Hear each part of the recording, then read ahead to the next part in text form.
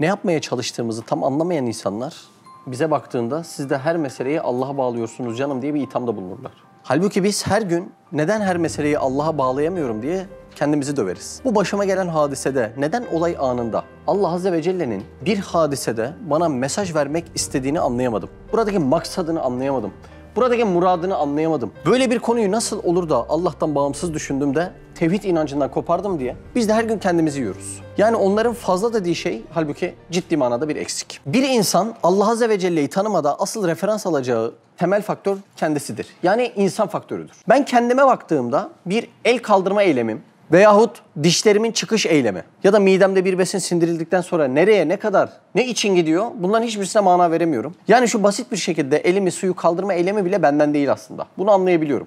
Vücudunuza baktığınızda hangi faaliyeti bilinçli yapıyorsunuz ve sizin gibi bilinçli canlılar? Bu yeryüzündeki en bilinçli varlık kim? Biziz. 3 şuurlu var. Melek, cin ve insan. En şuurlusu, en bilinçlisi insan. Ben en bilinçli insanken vücudumdaki bu eylemler için hangi kaslar, hangi damarlar, hangi ilikler, hangi sinir iletimleri, hangi reseptörler çalışıyor hiçbir haberim yok. Madem bunca eylemde benim haberim yoksa ama bunca eylem bilinçli oluyorsa bir bilinç sahibi tarafından bunlar yaratılıyor demektir. Kainatın tamamında bu şuurlu faaliyetler var, bu bilinçli faaliyetler var ama hiçbirisi benim dehlimde değil. Bilinç sahibi zat bütün faaliyetlerin onun tek elinde döndüğünün benim aczimle ispatlıyor. Benim bilmemem ama bu faaliyetlerin tamamının gerçekleşmesi üstünden bu faaliyetlerin tamamını gerçekleştire intikal ediyorum. Kainatta nasıl olduğunu bilmediğimiz faaliyetleri Allah Azze ve Celle senin acizliğinle ben kendim yapıyorum diye göstermişken şöyle bir soru sorsak kendimize. Başımıza gelen bu depremler, seller, çığlar, fay hatlarının kırılması, koronavirüsler.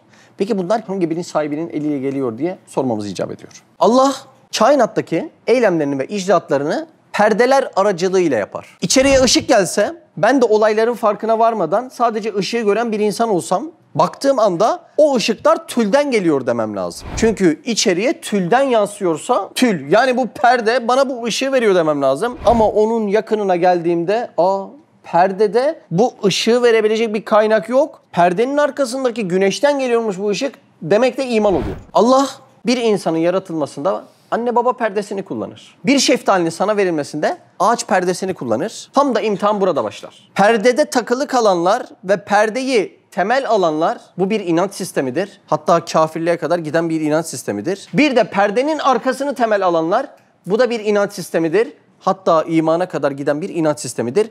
Asıl perdenin var olmasındaki sebep bu ikisi arasındaki ayrımı bulabilmektir. Bir ayet var En'am 59. Onun bilgisi dışında bir yaprak bile düşmez. Ayetimiz bu. Bu ayetin iddiasına göre Allah'tan habersiz bir yaprak bile düşmüyorsa bu ayetin iddiasına göre yaşadığımız zaman tesadüfi gibi gözüken depremler, koronavirüsler, seller her birisi Allah'ın bilgisinde bizlere bir şeyi bildirmek yani mesaj vermek içindir. Hani diyorlar ya her şeyi neden Allah'a bağlıyorsunuz diye. Halbuki iddia sahibi bir ayet var ortada.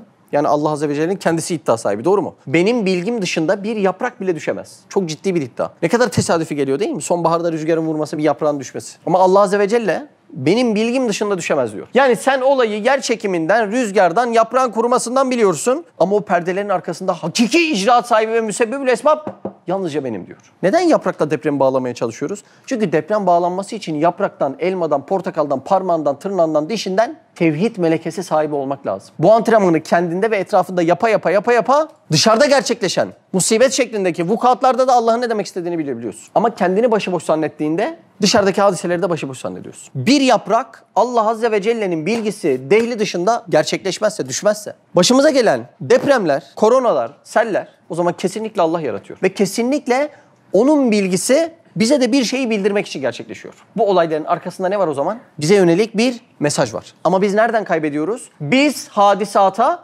maddi nazarla baktığımızdan dolayı arkasındaki mesajı bakamıyoruz. Yani zarfa bakıyoruz ama açıp mazrufu bir türlü okuyamıyoruz. Az önceki perde örneğindeki gibi. Bundan 3 yıl önce falan Kocaeli İzmit'e gitmiştik. Orada bir arkadaş vardı, onun evinde oturduk. Gerçekten Kocaeli İzmit'te depremle ilgili hatıralar çok diri. Oradaki insanlardan şunları duydum. Hala o uğultu kulaklarımda diyenler var. Bir tane teyze apartmandan inmiş, binaların böyle sallandığını görmüş. Evine çıkmadan geri satmış evini. Bir daha adım atamamış. Bunları duyanlar var. O mahalleler arasında kaçıp birkaç gün boyunca kala Allah hepsine rahmet eylesin.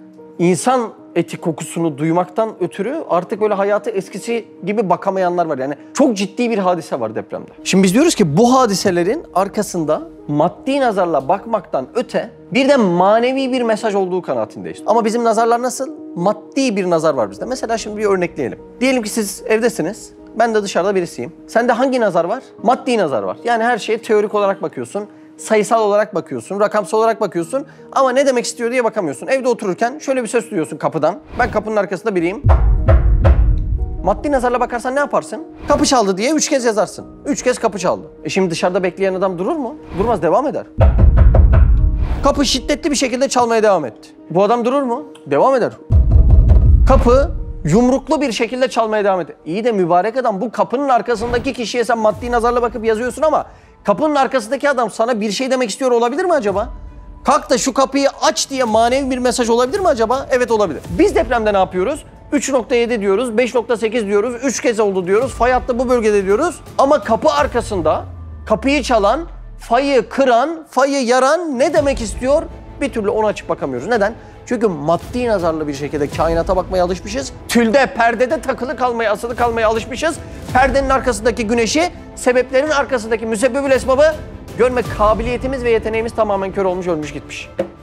Bir maddi, bir manevi nazarlı depremi konuşalım. Ben deprem diyeyim, sen sel de, sen koronavirüs de, olur mu başımıza gelen felaketler de. Bir de insanın boğulduğu su, onun okyanusudur. Bir insanın annesiyle imtihanı bile bir deprem hükmünde büyük bir imtihan olabilir onun için. O kendi dünyasında o kadar büyük yaşamış olabilir öyle bir şey. O yüzden kendi hayatınızdaki diğer imtihanları da vurabilirsiniz. Şimdi depremin maddi kısmını konuşalım. Deprem niye olur? Biriken enerji ortaya çıkar. Eğer deprem ortaya çıkmasaydı ne olurdu? Biriken enerji bir anda dünyanın kıyameti olabilirdi yani. İnanın dostluklarda da böyledir. Kendi aralarında ufak tefek atışabilen dostlara dikkat edin, güzel anlaşırlar. Neden? Küçük zelzele olursa büyük depremi engeller. Ama kendi arasında küçük zelzele yaşayamayan insanlara bakın, en ufak fay hattında kendisi de kırılır onun gibi. İnsan fıtratı da böyle yani. Tabii bunun çok hikmetleri de var yani. Bugün bor dediğin olay o depremle çıkıyor ortaya. Şimdi depremin maddi kısmını konuşmaya devam edelim. Normalde aklını kullanabilen insanlar depremin olduğu dünyada evleri sahile mi yapması lazım, dağ tarafına mı? Evleri dağ tarafına yapması lazım. Böyle ufak tefek barakaları nereye yapması lazım? Sahile yapması lazım. Bizde durum nasıl? Sahilde 50 katlı binalar, dağlarda da küçük küçük barakalar var, köy evleri var. Bu da bizim başka bir imtihanımız ve mesuliyetimiz oluyor. Müslümanın deprem vesaire gibi noktalarda tedbir alması ibadettir. Tedbirden sonra teslim olması da imandır. İmanı kamil olanlar da şurayı da anlayabilir. Ya ne kadar tedbir alsam da kaderin teslimiyetinin önüne geçemiyorum bir yerden sonra.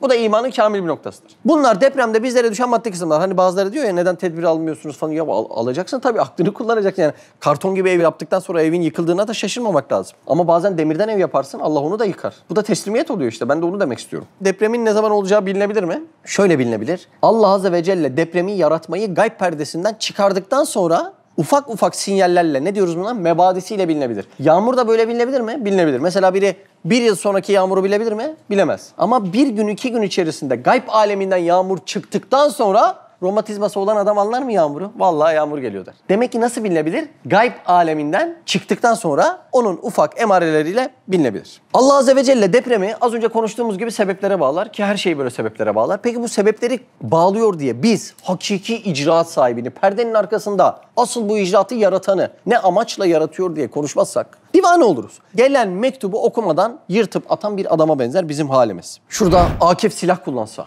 çıkarsa silahı, Adanalı Utku sen misin dese, Utku da dese ki yoksa sen de Kayserili Akif misin dese, evet o mantı kafa benim dese, Utku da dese ki şalgamını içerim senin dese. Aralarında iyice kapışsalar, ardından Akif çekse silahını, yani çıkarsa cebinden sucuğu, Utku'nun kafasına vura vura Utku'yu öldürse. Kayserili Adanalı kapışması. Biz de dedektifiz. Toplandık hepimiz. Diyoruz ki hakiki Kayseri sucuğuyla öldürmüş ama diyoruz. Halis diyor ki abi yine baharatı çok atmışlar. Başka biri diyor ki ya bu dana bağırsağı mı diyor sucuğun içinde. Biri diyor bunu diyor bağırsağı sarmadan bu sucuğu direkt kafasına vurup öldürse daha lezzetli olur diyor falan. Yorum konuşuyorlar. Şimdi bilinçli bir şekilde düşündüğün anda neyi konuşuyorlar? Olayın aletini konuşuyorlar. Aracı konuşuyorlar. Peki biz aracı konuşa bu Akif'e dokunmasak zulüm olur mu olmaz mı ortalıkta? Çekse silahı vursa, biz silahın mermisini konuşsak, kabzasını konuşsak, markasını konuşsak ama o arkadaşı yani faili konuşmasak ne kadar ciddi mantıksızlık olur. Neden? Çünkü silahı çekti, vurdu, öldürdü. Fay hattını yaran kim? Allah. aldı fayı, yardı, depremi yarattı. Biz fayı konuşuyoruz, rakamını konuşuyoruz, derecesini konuşuyoruz. Bu fayı kim kırdı arkadaş? Neden onu konuşmuyoruz? Fail neden konuşmuyoruz? Aynı mantıksızlık burada da geçerli oluyor. Bu nazara verilmezse divanelik olur. 7. şurada bir cümle geçiyor. Üstad Hazretleri diyor ki Utku, hiçten birden, yani yoktan bir anda var olan bir şey var birazdan, harika bir gürültü ile cevvi konuşturmak diyor. Cev ne? Hava. Konuşturmak ne oluyor harika bir gürültüyle? Gök gürültüsü oluyor, şimşekler oluyor. Çocukluğumuzdan beri duyarız değil mi? Aa gök gürledi, aa işte ışık geldi, birazdan da ses gelecek. Hatta ilmi de bir bilgimizdir yani, ışık sesten daha hızlıdır falan. Şimdi ben mesela burada konuşup bir şeyler anlatıyorum ya size. Ömer dönüp dese ki aa Mehmet abi ne güzel gürledi dese ben ne yaparım? Alınırım ya. Ben o kadar laf anlatıyorum sana yani. Sen bana niye gürledi diye hitap ediyorsun. Hüseyin bir mesele anlatmaya çalışsa ben desem ki ya bu Hüseyin de genirdi desem. Hüseyin der ki ya Mehmet abi sana bir şey anlatıyoruz, niye genirdi diyorsun. Allah Azze ve Celle başka bir lisan-ı mahsus ile gökten bir konuşma çıkarıyor, bir mesaj veriyor ve biz nasıl geçiştiriyoruz onu? Aa bak gök gürledi diye geçiştiriyoruz. Şimdi şurada bir insan Arnavutça konuşsa, ben de o adama desem ki ya bu ne diyor ya, bunun hiçbir dediği doğru değil desem, ses çıkarıyor bu desem ya Arnavutça konuşana. O adam da beni anlasa ayıp olur mu olmaz mı? O adam o lisanı anlayana konuşuyor çünkü. Ben de o lisanı anlamıyorum diye bu niye gürültü yapıyor desem ayıp olur mu olmaz mı? Peki sen Allah Azze ve Celle'nin kainat kitabından kendi lisanı mahsusuyla konuşmalarını anlamadığın için gürültü deyip geçiyorsun, çaktı deyip geçiyorsun, yıldırım deyip geçiyorsun. Peki bu ayıp oluyor mu olmuyor mu? Bu da ayıp oluyor. Demek biz burada da neye takılıyoruz? Gene sebebe takılıp arkasındaki yazanı, mesajı bir türlü okuyamıyoruz. Depremde de aynı. Fay çatladı diyoruz, rakam diyoruz, virüste de aynı. Günlük bu kadar ölüm var diyoruz.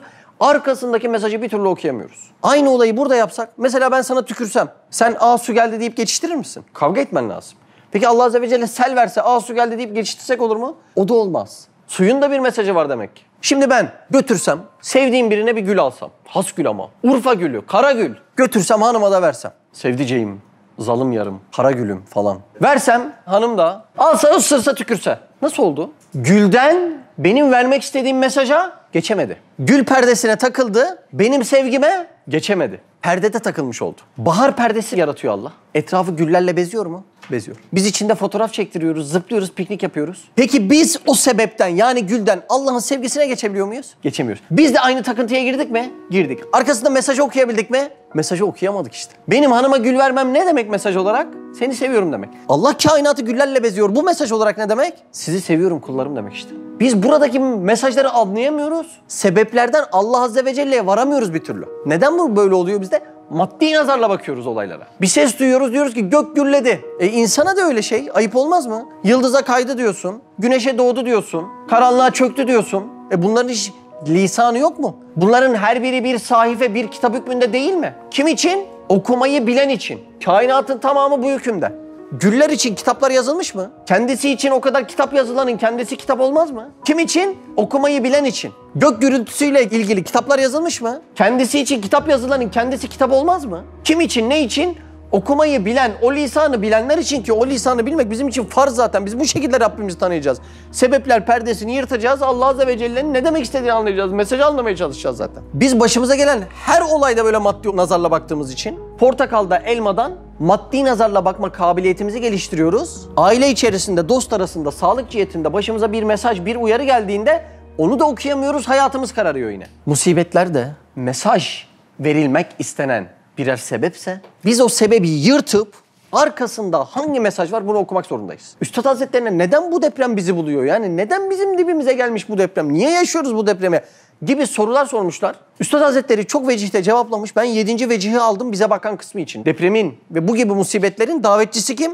Biziz. Neyle? Belli başlı yaptığımız fiiliyatlarla veyahut yapmadığımız fiiliyatlarla. Bunlardan bir tanesi bize çok hususi bakıyor. O konuyu konuşalım. Buyurun. Bismihi Sübhanehu. 7. sual. Bu hadise-i arziye, bu memleketin ahali-i İslamiyesine bakması ve onları hedef etmesi ne ile anlaşılıyor ve neden Erzincan ve İzmir taraflarına daha ziyade ilişiyor? Deprem niye oldu? Neden özellikle Müslümanların olduğu yerde oldu? Fay hattı çatladı, kırıldı, bir şeyler oldu mu? Oldu. Kim kırdı? Allah Azze ve Celle kırdı. Tamam, buraya kadar problemimiz yok. Diğer soruyu soralım. Ya Rab neden kırdın? Sebebi neydi? Bizde kusur mu vardı? Biz o kusuru bilelim. Bunu sormazsan az önceki gülü yırtmayla, gök gürledi demeyle, bizlerin birbirimize bakıp konuşurken gürültü yapma demeyle aynı mana alıyor işte. Haşa Allah, bunları ithamda bulunuyorsun yani. 3. sözden bir yer okumak istiyorum ya. Evet, tam münevvirül kalp bir abidi. Nasıl bir kalp var? kulda nurlanmış. Nasıl nurlanıyor? Ya o cümleyi unutma ya. Tevhid melekesi maliki. Tekrar. Tevhid melekesi maliki. Araba kullanma gibi ya. Biz şimdi araba kullanırken o kadar geliştik ki. Uyuyoruz biz artık araba kullanırken. Mesela Sinan gibi abilerimiz uyuyor ya. Tam münevvirül kalp bir abidi. Küre-i arz bomba olup patlasa ihtimaldir ki onu korkutmaz. Ömer, sana çok ince bir şey söyleyeyim. Korku kelimesinin karşılığı olmayan bir cenah var, o da müminlik cenahı. Allah'ı tam tanıyan için korku kelimesinin bir karşılığı yok. Kalbinizde insani diye geçiştirdiğiniz korkular varsa bu da iman zafiyetindendir. Bilgimiz olsun hepimizin. İnsanın kalbinde başka muhabbet olursa şirk nevinden sayılacağı gibi insanın kalbinde başkasına korku olursa o da şirk nevinden sayılır. Belki harika bir kudreti samedaniyeyi lezzetli bir hayret ile seyredecek. Niye? Mesaj geldi ya. Şu göğün yarılmasına bak. Şu ihtişamlı ışıklara bak, şu seslere, gürültülere bak. Fakat meşhur bir münevverül akıl denilen kalpsiz bir fasık feylasuf ise gökte bir kuyruklu yıldızı görse yerde titrer. Acaba bu serseri yıldız, serseri ne demek? Başıboş. Kim himayesinde? Bilmiyorum. Bize çarpabilir mi? Çarpabilir. Kafama gelebilir mi? Gelebilir. Çocuğumu öldürebilir mi? Öldürebilir. Kimin idaresinde? Bilmiyorum ki kimin idaresinde. Acaba bu serseri yıldız arzımıza çarpmasın mı der, evhama düşer. Şimdi çok ince bir soru geliyor. Ömer, seninle gidelim mi? Nasıl bir insan kainattaki olayları serseri bilir? Kendisi de serseri olursa. Şimdi bizler Allah'ın uluhiyetini kabul ediyoruz değil mi? Ne diyoruz? Bir saltanat sahibi var diyoruz. Şeytan da diyor mu bunu? Şeytan da diyor. Peki çoğumuz maalesef rububiyetini, terbiye ediciliğini, hayatımıza yön verenin Allah olduğunu kabul ediyor muyuz? Çoğumuz etmiyoruz. Şeytan kabul ediyor mu? Şeytan da kabul etmiyor. Bak şeytanla nasıl kanka çıktık burada maalesef. Dünyasında yön verici olarak Allah'ı bilmeyen, rububiyet sahibi olarak Allah'ı bilmeyen insanlar kendini serseri başıboş bildiğinden kainatı da aynı şekilde serseri ve başıboş zanneder. Öyle insanlar dünyaya bakıp evhama düşer. Öyle insanlar musibetlere, sellere, koronalara, depremlere bakıp yeise düşerler. Evet, devam edelim. El cevap. El cevap. Bu hadise hem şiddetli kışta, hem karanlıklı gecede, hem dehşetli soğukta. Yunus bin Mettah'ın denize düşüşü gibi. Bütün olumsuz şartlar aleyhimizde. Evet. Hem Ramazan'ın hürmetini tutmayan bu memlekete mahsus olması. İnce bir çizgi daha geldi. Ramazan'ın bile hürmeti tutulmamış. Evet. Hem tahribatından intibaha gelmediklerinden. İntibah ne demek? Uyanış. Yani bu tahriplerden uyanışa da gelinmemiş. Evet. Hafifçe gafilleri uyandırmak için. Bak, hafifçesi böyle şiddetli bir depremse şiddetlisi gözü ahirette açmak olur o zaman. Hafifçe kimleri uyandırmak istiyor? Gafil.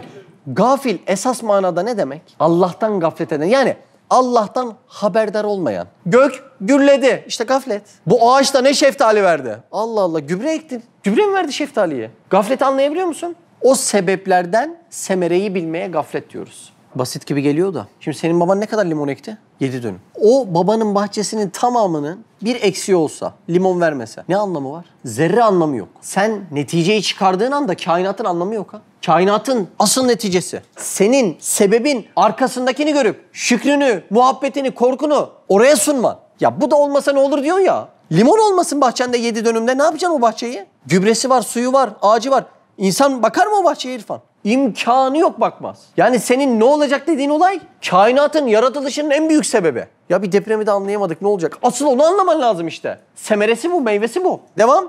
O zelzelenin devam etmesi gibi çok emarelerin delaletiyle. Şimdi asıl bir amacı şu. Gafletten bizi uyandırmak. Bakın çok ilginç bir durum halindeyiz. Günde 500 bin insan vefat ediyor. Takribi. Hiç farkında değiliz ama, değil mi? Bak, yarım milyon insan ölüyor günde. Yani gece yatıyorsun, sabah yorganı bir açıyorsun. Mümkün ki sual ediyor ya. Aa, ne ara öldük? Farkında değilsin. 500 bin insan böyle oluyor bak. Ama bu ölümler toplu olmadıkça dikkatimizi çekmiyor. Demek burada neden toplu bir şekilde musibet geliyor? Dikkatimiz çekilecek ki gafletten uyanalım. Şimdi mesela şurada uyuklayıver koyunca. O da sandalyeye arkadan dokunsun. Hani şu hal var ya, düşeceğim. Ne olursun?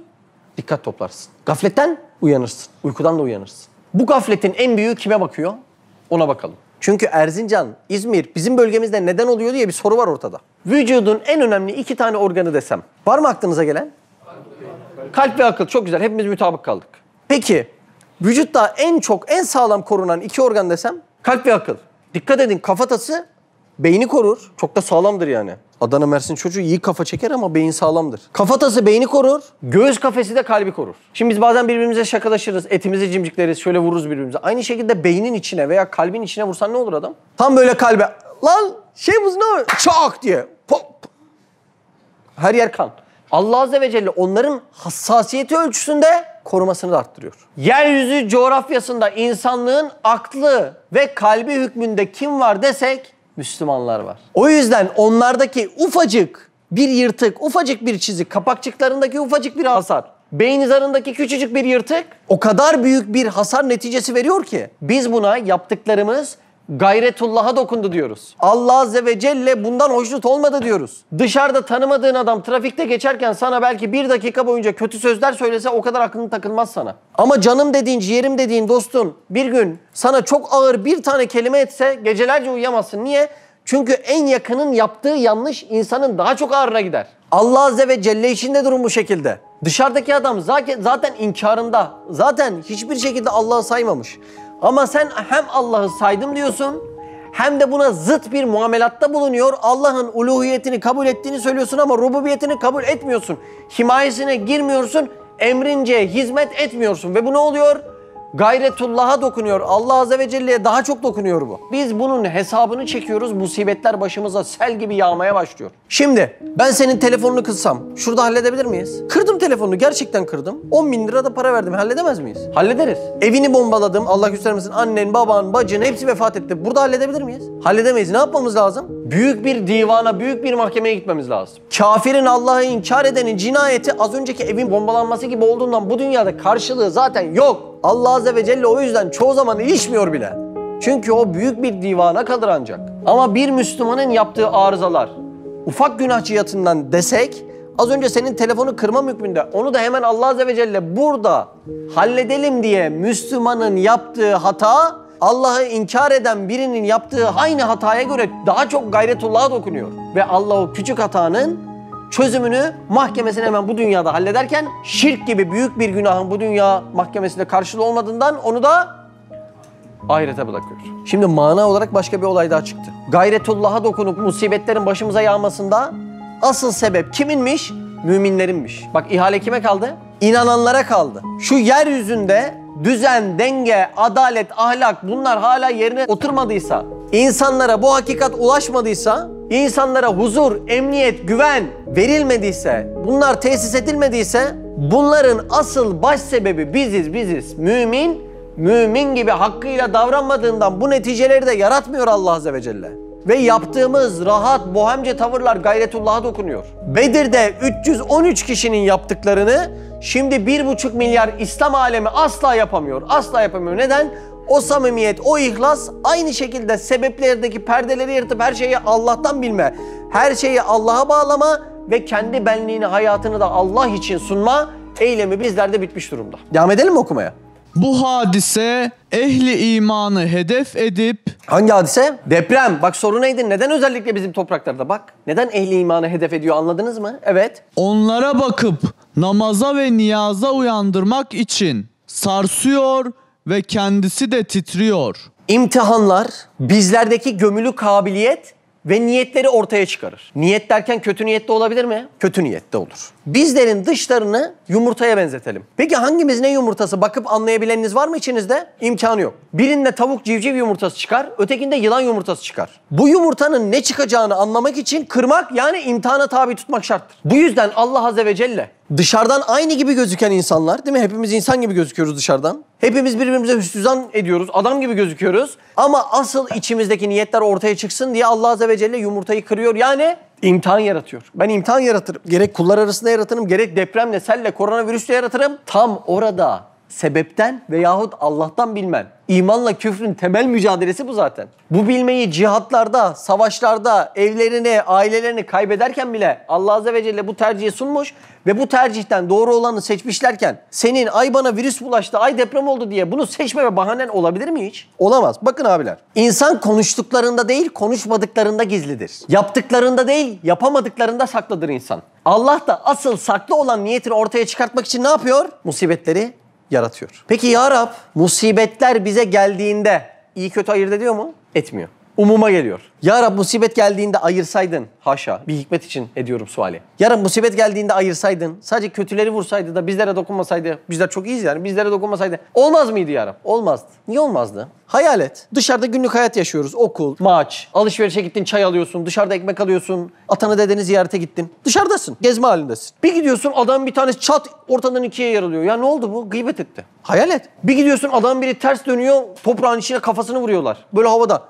Ya ne oldu buna? Ya bu da faize girmiş geçen. Bir gidiyorsun adamın bir tanesi güneşe uçuyor, güneşte patlıyor. O mor ışık var ya sivrisinek konuyor böyle. Tıs yapıyor ya. Adam güneşe uçuyor patlıyor. Ne oldu bu ya? Ya bu da zina yaptı falan. Soruyorum Allah aşkına. Kötü niyetli bile olsan yumurtanın içini gösterir misin? Namazı ihmal eder misin? Bak bir görüyorsun bir gün adam böyle ne oldu ya? Ya sünneti kılmamış ya. Ne? Sünneti kılmayınca böyle mi oluyor? Farzı sen düşün yani. Sünneti kılmayınca dışa yamulduysan farzda içe yamulursun büyük ihtimal. İnsan her vakit namazının bir rekatta hatim eder mi? Etmez olur mu ya? Peki soruyorum kötü niyetleri nasıl ayıracağız böyle olursa? Her musibet geliyor ama sadece kötüye geliyor aslan. Hiç iyiye gelmiyor. Hazreti Eyyub'un hastalığı gitti. Hazreti Adem'in önce imtihan çekmesi şeytanla gitti. Efendimiz Aleyhisselam'ın başına gelenler 3 yıl Şebi Ebi Talib, o boykot evreleri, hicret evreleri, o kadar sıkıntı işkenceler, Taif gitti. Yunus bin Metta'nın balık karnındaki imtihanları gitti. Ebu Bekir, Ebu Cehil gitti. Niye gitti? Çünkü zorunlu olarak herkes iyiliği seçecek. Sana bir tercih hakkı sunulmayacağından bu şekilde Allah Azze ve Celle bir musibet indirdiğinde kesret-i etbaya göre yani çoğunluğa göre indiriyor. Peki bu çoğunlukta sayısal çoğunluğun önemi olduğu gibi aslı itibariyle kalite çoğunluğunun da çok önemi var. Şimdi de oraya değineceğiz. Buyurun. Biçare Erzincan gibi yerlerde daha ziyade sarsmasının iki veçhi var. Deprem, virüs, aklınıza gelen bütün musibetleri konuşuyoruz. Her şey olabilir. Özellikle Müslüman ülkelerinde oluyor mu? Oluyor. Konu tam bize bakıyor. Bizim başımıza gelen bu musibetlerin temelde 2 tane sebebi var. Buyurun. Biri hataları az olmak cihetiyle temizlemek için tacil edildi. Yani Allah Azze ve Celle bize acıyor. Şirk gibi bir günah gibi, az önceki örnek gibi. Ahirete bırakmıyor. Bu dünyada başımıza musibetleri veriyor. Bu dünya bize ne oluyor? Hamam oluyor. Temizlenme kurnası oluyor değil mi? Ahirette sonsuzda karşına çıkacağına bu dünyada 2 dişini ağrısın. Zira hadis var ne diyor? Müslüman ayağına diken batsa günahları kefaret olur. Mükemmel. Devam. İkincisi, o gibi yerlerde Ne gibi yerlerde? Müslüman ülkelerinde. Erzincan, İzmir, Mersin, aklınıza ne gelirse. Böyle yerlerde.